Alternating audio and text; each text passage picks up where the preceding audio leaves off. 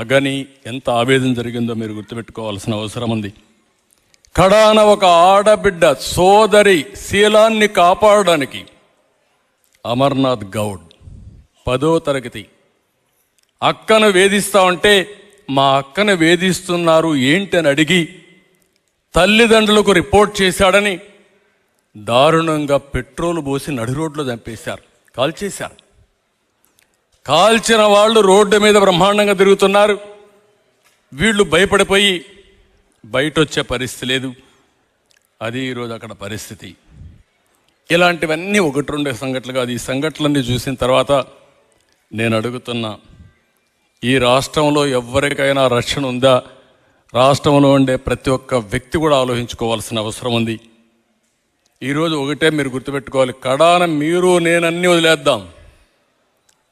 సొంత చెల్లెలి జన్మనిచ్చిన తల్లి పైన కూడా సోషల్ మీడియాలో ఏం చేస్తున్నారో మీరే చూశారు. ఇంకేం మాట్లాడతాం?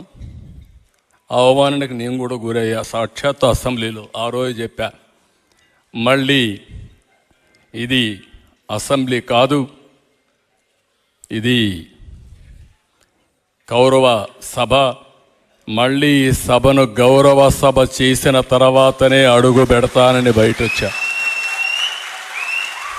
నా జీవితంలో 24 క్లేమోర్ మైన్స్ అలిపిరి దగ్గర నా మీద బ్లాస్ట్ చేసినప్పుడు కూడా నా కళ్ళలో నీళ్లు రాలేదు.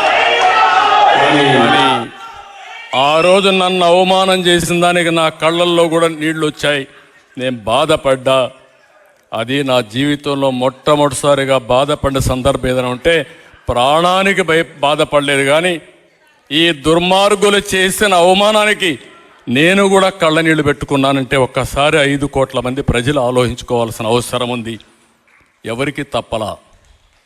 సరే, ఇటీవల జరిగిన పరిణామాలు అవన్నీ ఉన్నాయి, అవన్నీ నేను మాట్లాడడం లేదు. ఒక దళిత డ్రైవర్ని ఎమ్మెల్సీ